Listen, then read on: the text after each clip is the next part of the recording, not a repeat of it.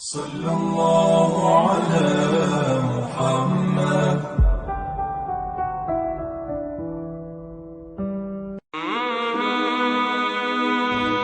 بسم الله الرحمن الرحيم.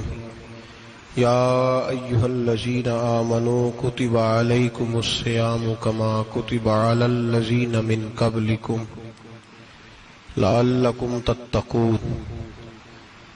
قال النبي صلى الله عليه وسلم لكل شيء زكاة وزكاة الجسد الصوم، أو كما قال صلى الله عليه وسلم صدق الله العظيم وصدق رسوله النبي الكريم. إن الله وملائكته يصلون على النبي يا أيها الذين آمنوا صلوا عليه وسلموا تسليما. اللهم صل على سيدنا ومولانا محمد معدن الجود والکرم وآلہ وصحبہ وبارک وسلم. حمد و صلاۃ کے بعد قرآن مجید سورہ بقرہ، اللہ تبارک و تعالی نے ارشاد فرمایا یا ایھا الذین آمنوا کتب علیکم الصیام، اے ایمان والو تم پر روزے فرض کیے گئے. کما کتب علی الذین من قبلکم، اسی طرح جس طرح تم سے پہلے لوگوں پر فرض کیے گئے تھے.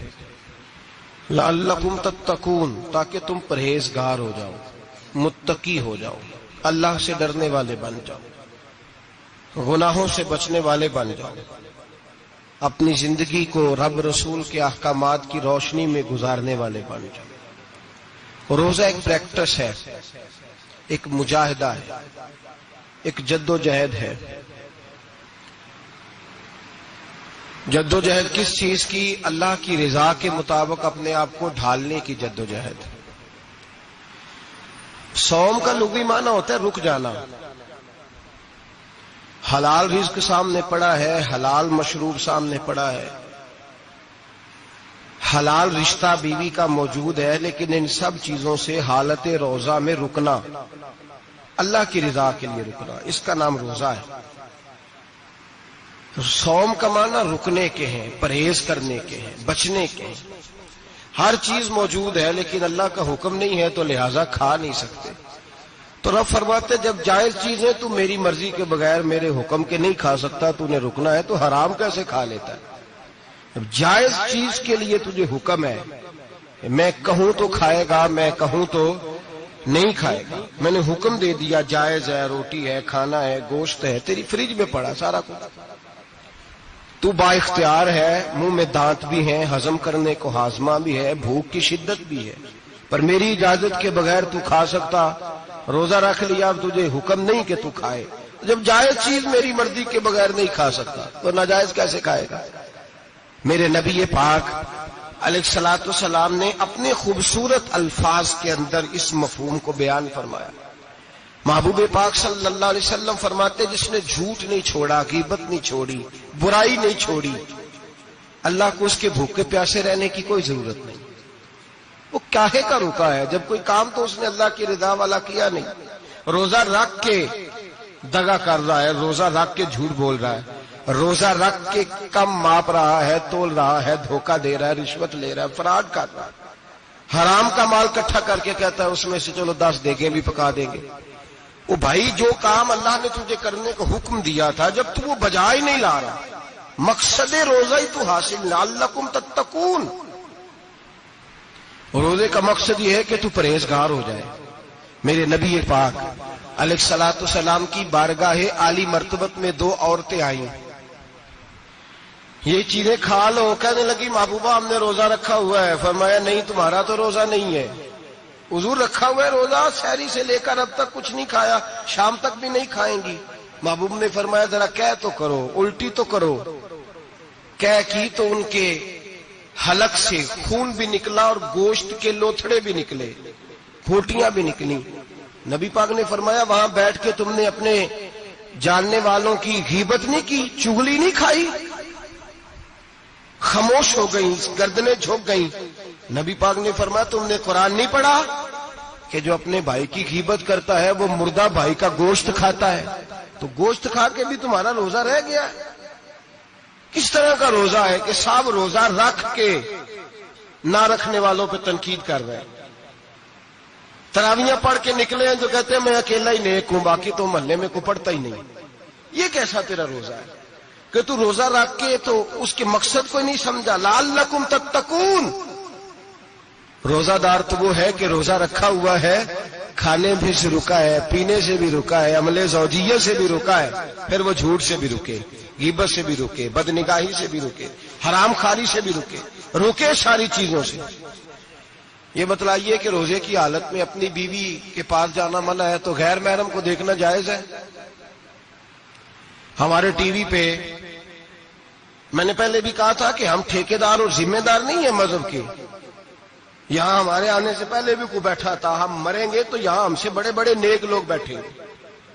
کوئی بندہ ذمہ دار نہیں ہے. بڑے بڑے کج کلا صاحب جبہ و دستار, بڑے بڑے صاحب بصیرت, آئمہ, فقہا, علماء, زعماء, نقبا, صوفیاء, اولیاء, غوث, کتب, ابدال, اوتاد, کتب الاقطاب, جانے کون کون آئے, علماء آئے, مفسرین آئے, محدثین آئے, گزر گئے. ہم تو خاک نشین لوگ ہیں, تھوڑا کام کرنے والے, تھوڑی صلاحیت رکھنے والے.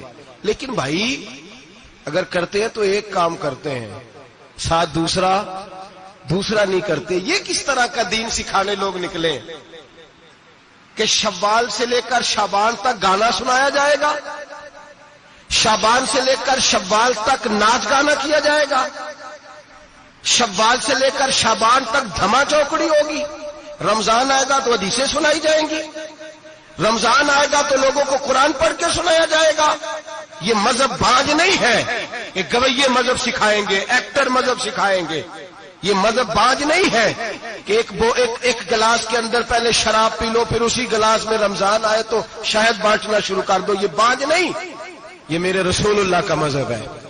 اگر تمہیں شوق ہے دین سیکھنے سکھانے کا, یکم رمضان کو توبہ کرو اور کہو کہ ہم ٹی وی پہ بیٹھ کے حدیثیں سنائیں گے تو سارا سال سنائیں گے, اور جس زبان سے حدیث نکلے گی پھر اس سے کبھی گندا گانا نہیں نکلے گا, پھر کبھی ناچ گانا نہیں ہوگا. یہ کون سا مذہب ہے جو بیویاں سکھا رہی ہیں؟ یہ کون سا دین ہے جو عورتیں سکھا رہی ہیں؟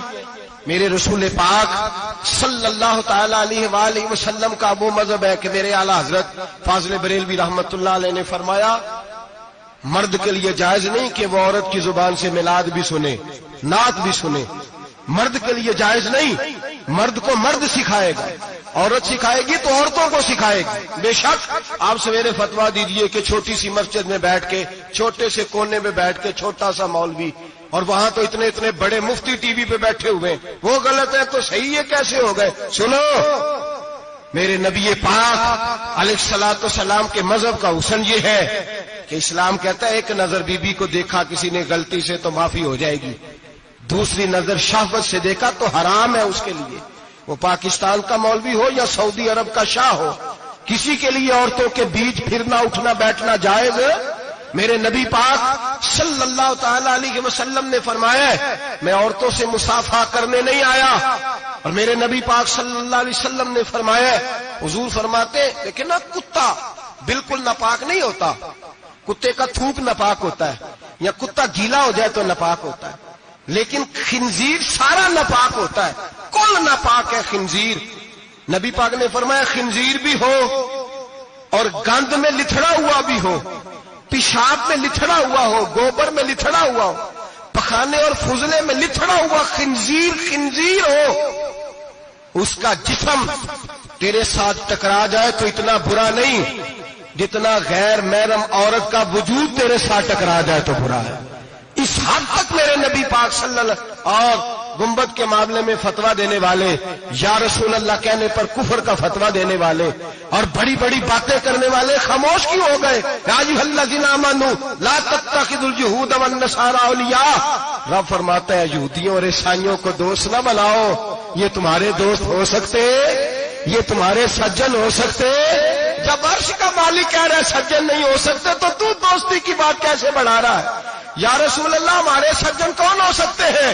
فرمایا تمہارا دوست وہ ہو سکتا ہے جو محمد عربی کا غلامی کرنے والا ہو, جو رسول اللہ کی نوکری کرنا ہو, دوست ہوگا. دوسرا دوست ہو سکتا کوئی ایکٹر مذہب نہیں سکھائے گا, کوئی گویہ مذہب نہیں سکھائے گا.